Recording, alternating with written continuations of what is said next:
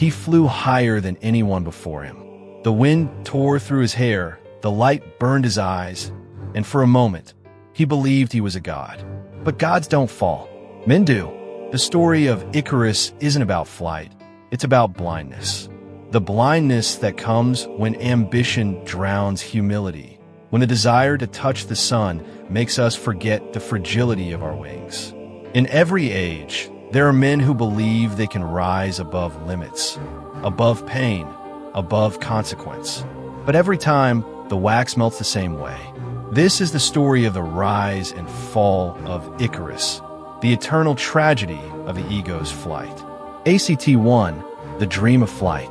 In the depths of the labyrinth, where stone walls twist into darkness and hope dies slowly, a father and son dreamed of something impossible.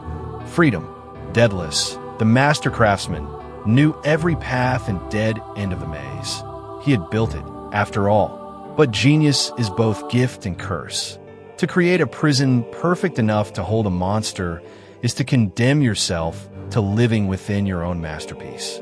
Yet the human spirit refuses confinement. Where stone blocks the path, imagination builds wings. Night after night, by the flicker of stolen torches, Daedalus worked. Not with bronze or marble this time, but with feathers and thread, wax and wood. His hands, weathered by years of creation, moved with the precision of a man who understood that this would be his greatest work or his final failure. Young Icarus watched his father with eyes full of wonder. He didn't see an old man bending feathers into frames. He saw possibility taking shape.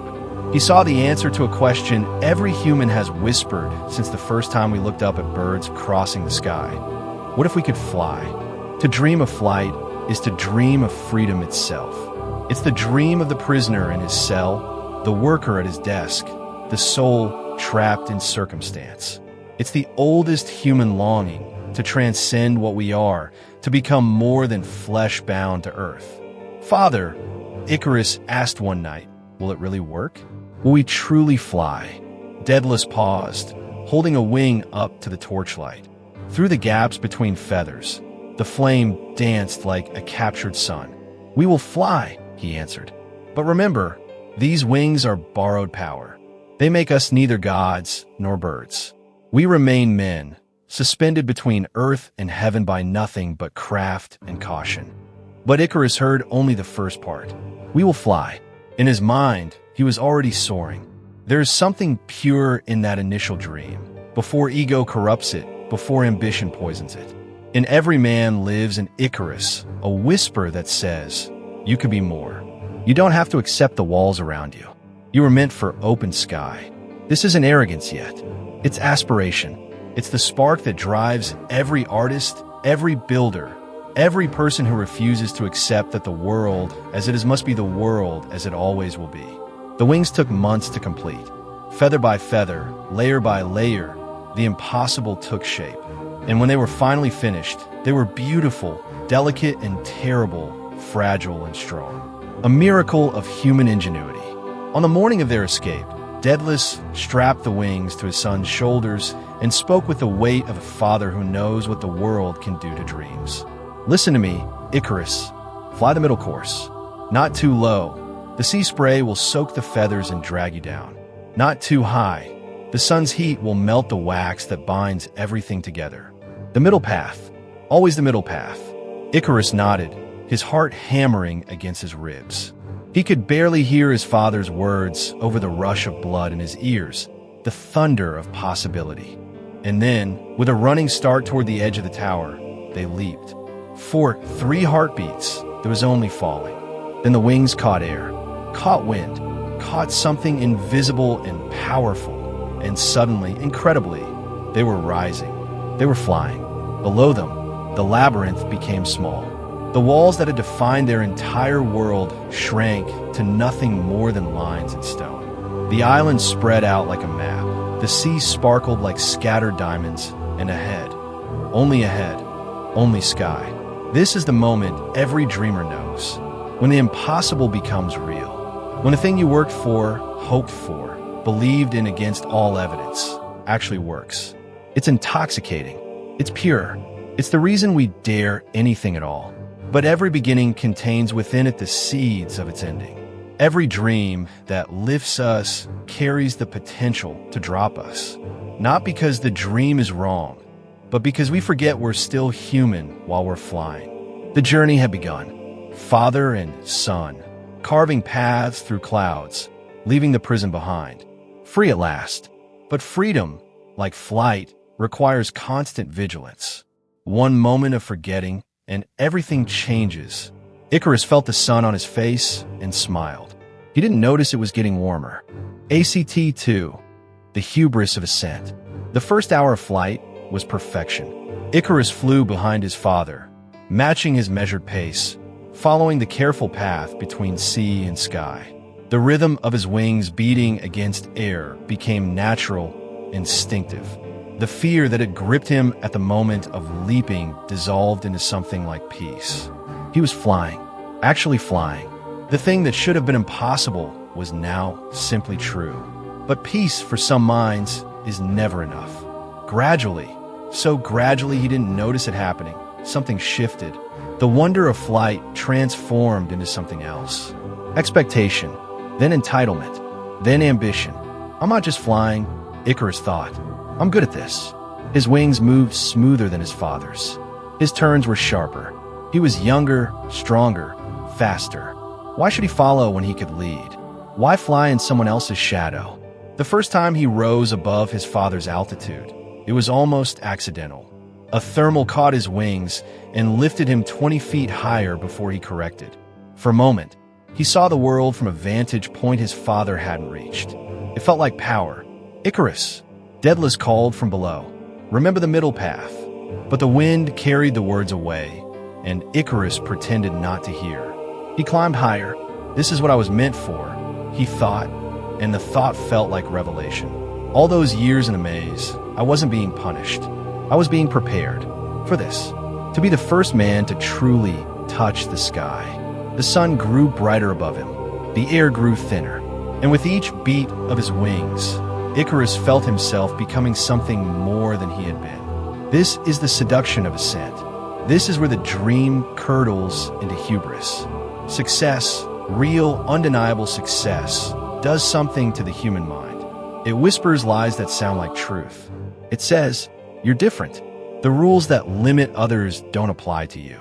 You've earned a right to fly higher. Every success carries within it the seed of arrogance.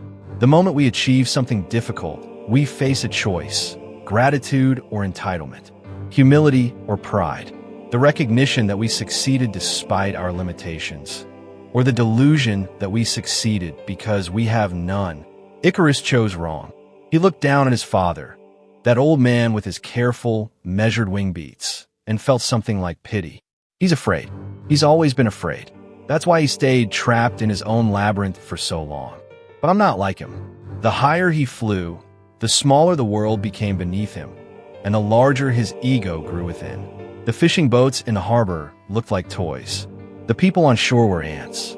Even his father seemed diminished, a speck of caution in a realm that belonged to the bold. I'm not like the others, Icarus whispered to himself. I'm meant for more. These words, these exact words, have been spoken by every fallen man in history.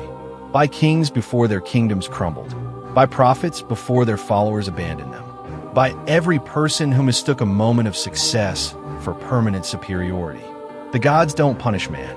Man punishes himself by forgetting what he is. Far below, Daedalus felt dread settling in his chest like a stone. He could see his son climbing, always climbing. He could see the trajectory that led only one place. He had given his son wings, but he couldn't give him wisdom. That only comes through falling.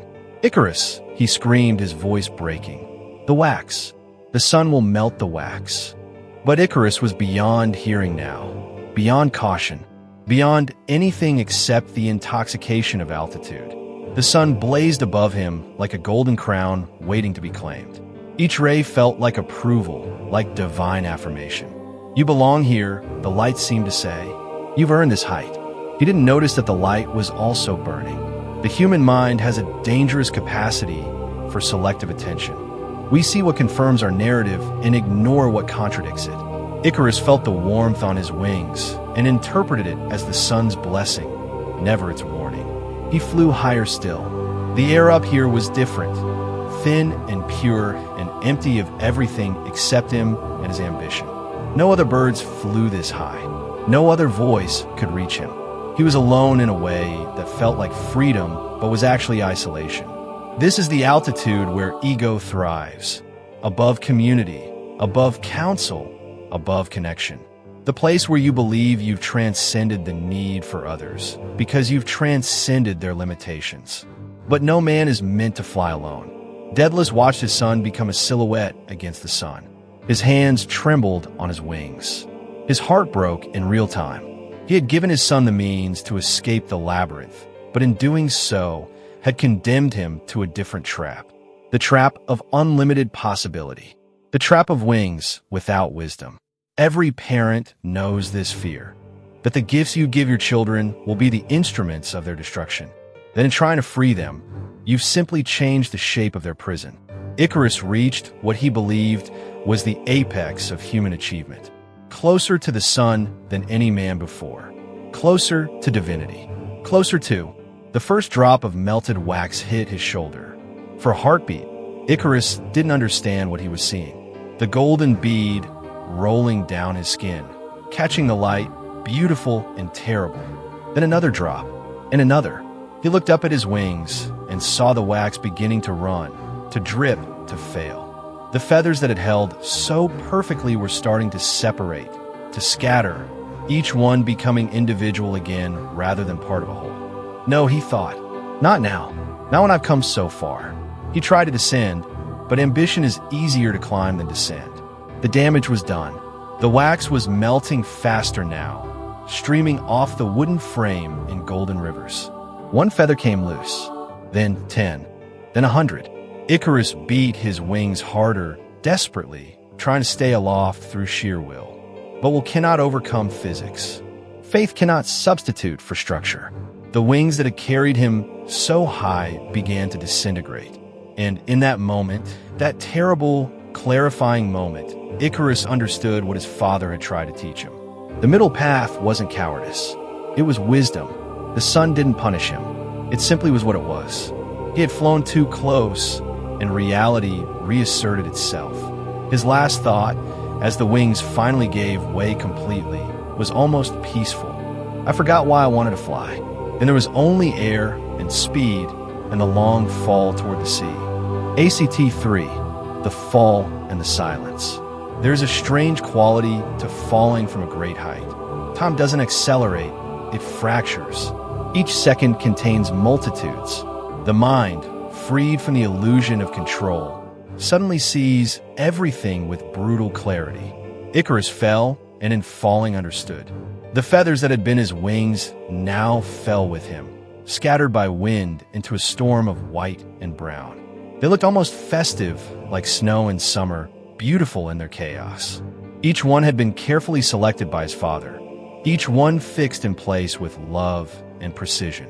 Now, they were just feathers again, just pieces, never meant to hold a man against gravity's truth. His arms, still strapped to the wooden frames, stretched out as if the wings might suddenly remember their purpose. But the wax was gone, melted by the sun's honest heat. The binding that had made the impossible possible was just golden tears streaming toward the sea below. He fell not because he flew too high, but because he forgot why he wanted to fly. This is the tragedy of Icarus, and it's the tragedy of every fallen dreamer. The goal becomes corrupted. What started as a desire for freedom transforms into a need for supremacy.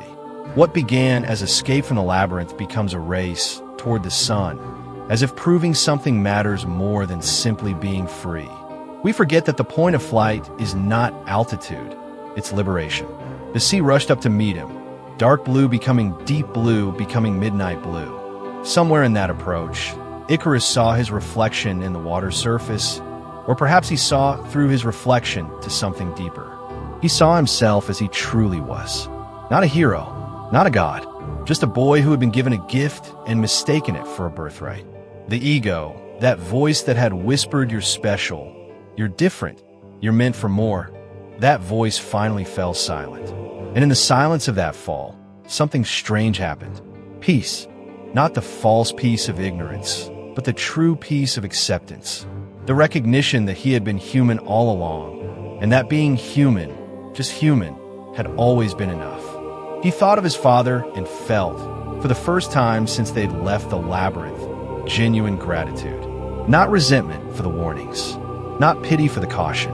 Gratitude for the love that had built wings in the first place, knowing they might lead here. "Father," he thought, "I understand now." But the sea doesn't pause for epiphanies. The impact was absolute. Water, which seems so soft from above, becomes stone at speed. The sea swallowed him whole, erased him, accepted him into its depths without judgment or mercy. Above, Daedalus saw his son disappear beneath the waves. He circled the spot, crying out a name that the wind took away. He descended as low as he dared, searching the water's surface for any sign, a hand, a face, a piece of wing frame. Anything. But the sea kept its secrets. There is no greater pain than watching your child fall while you remain aloft. No greater guilt than survival when love has died. Daedalus beat his wings slowly, mechanically, and every stroke felt like betrayal. "I gave him wings," he thought. "I gave him wings and killed him with the gift." But this, too, is a parent's hubris, to believe we control our children's choices. We give them tools, teach them wisdom, warn them of dangers. But the flight itself, and how high they climb, and when they fall, that was always theirs to choose. The sea took Icarus's body, but gave birth to a story that never dies. In the days after, fishermen would report strange things. Feathers washing ashore with bits of wax still clinging. Pieces of wooden frame rolling in with the tide. And once, a young man swore he saw a figure beneath the waves, arms outstretched, eyes open at peace. But stories are like that. They fill the silence where truth fears to speak. The sea itself became different in that spot. Sailors named it the Icarian Sea, and they would whisper prayers as they passed, prayers for young men who flew too high, for fathers who couldn't save their sons, for anyone who ever confused ambition with wisdom.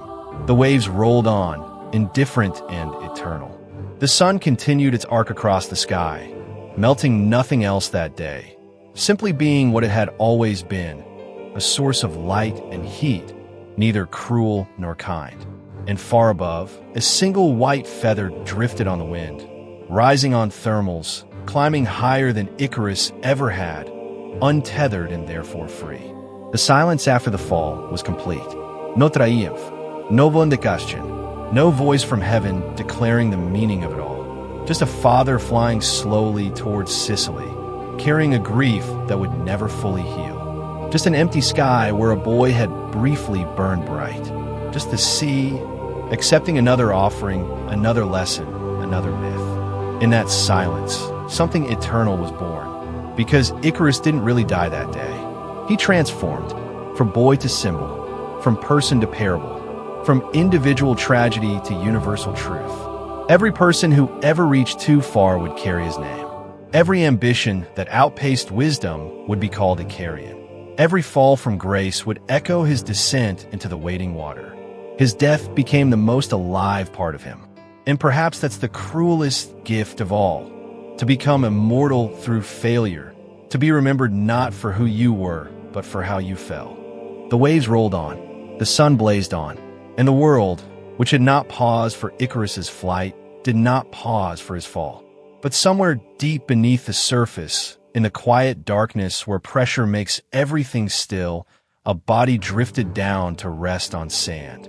The wooden wing frames finally separated from his arms.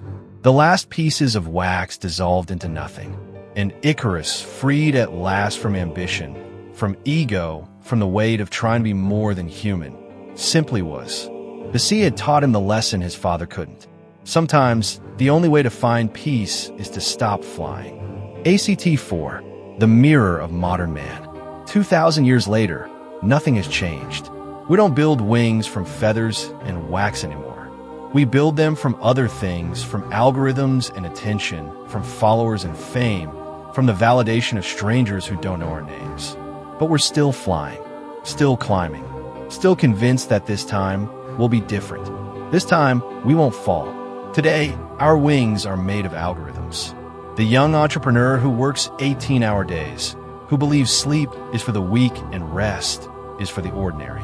He's flying toward the sun of success, and he doesn't notice the wax of his health melting with each skipped meal, each ignored warning from his body.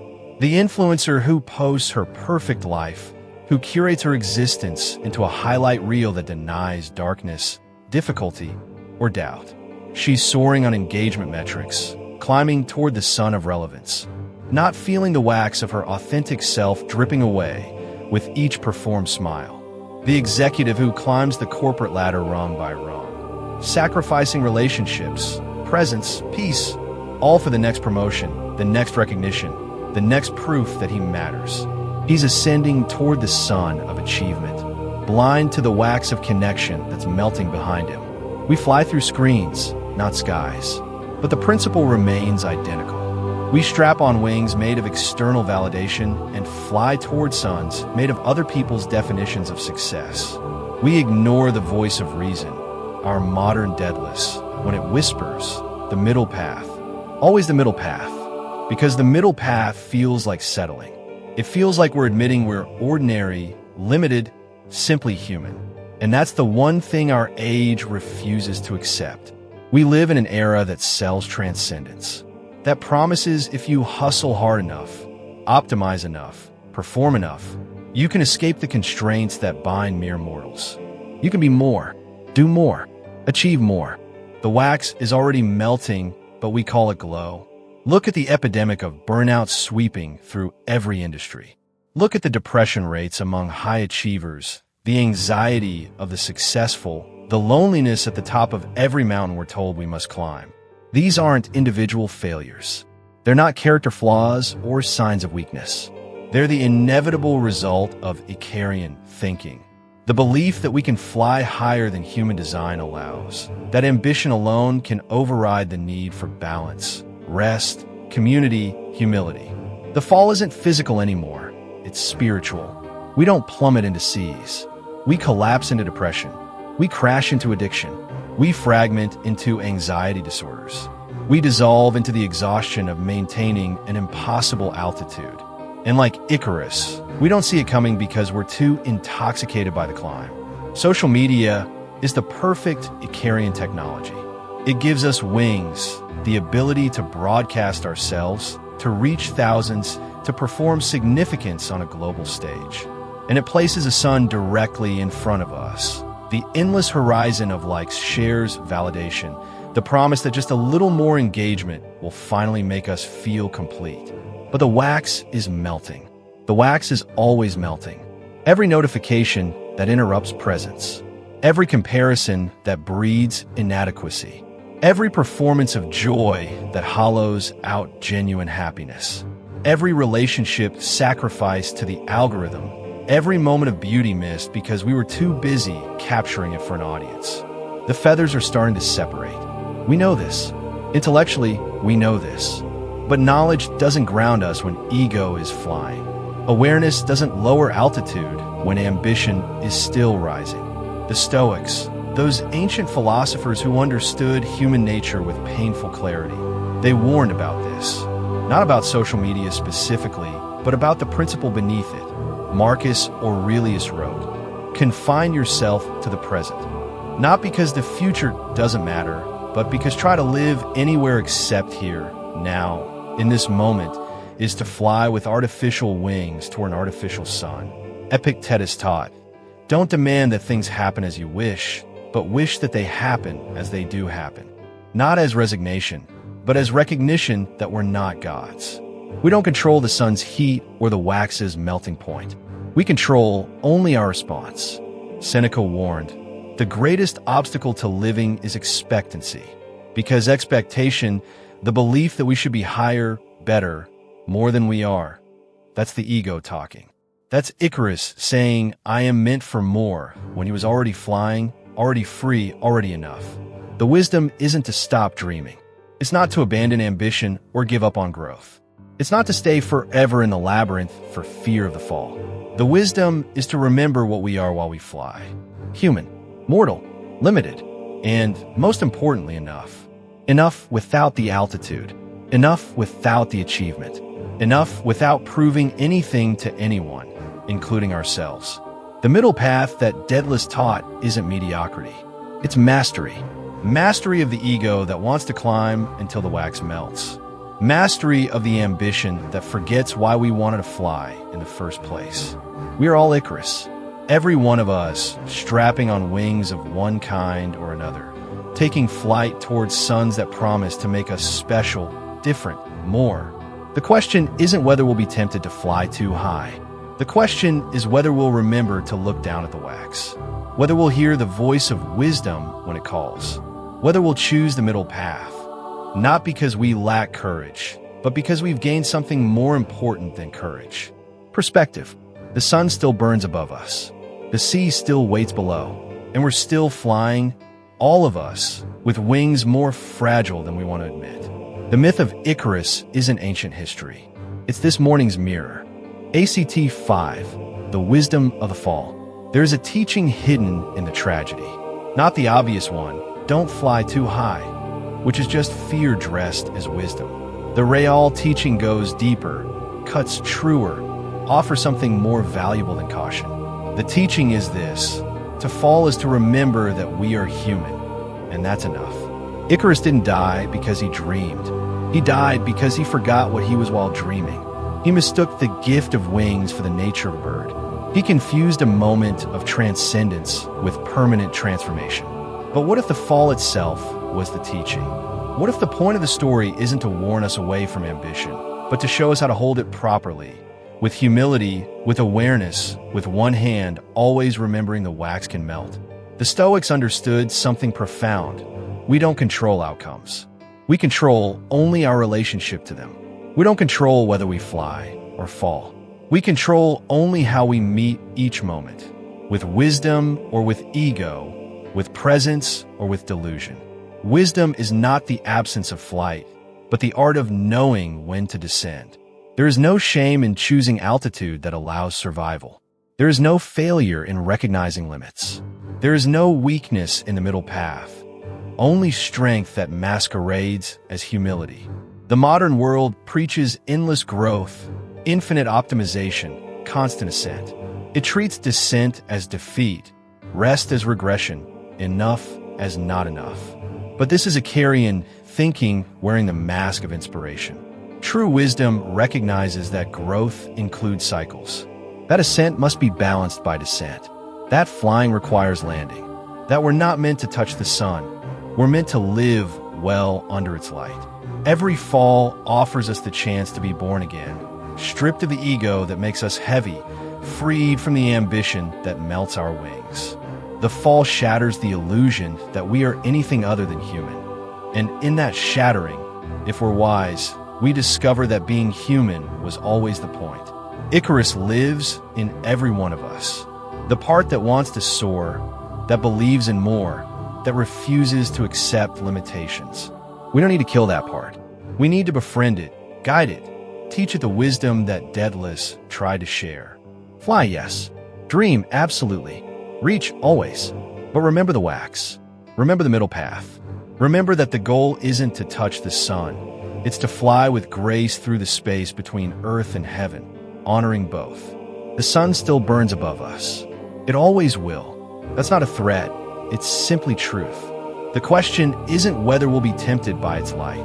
The question is whether we'll fly toward it with wisdom or with ego. Today, tomorrow, every day we're alive, we strap on wings of one kind or another and take flight. We pursue dreams, chase goals, reach for versions of ourselves that don't yet exist. This is beautiful. This is human. This is right. But let's do it remembering what Icarus forgot. The freedom we seek isn't in altitude. It's in the wisdom to fly at a height we can sustain. The sun still burns, the sea still waits, and we still fly with wings of understanding now, stronger than wax, wiser than ambition. We fly the middle path, and we call it wisdom. The feather falls slowly, dancing on the wind, and comes to rest on still water, neither sinking nor flying, simply floating, at peace with what it is. If you like this video, then subscribe for more myths.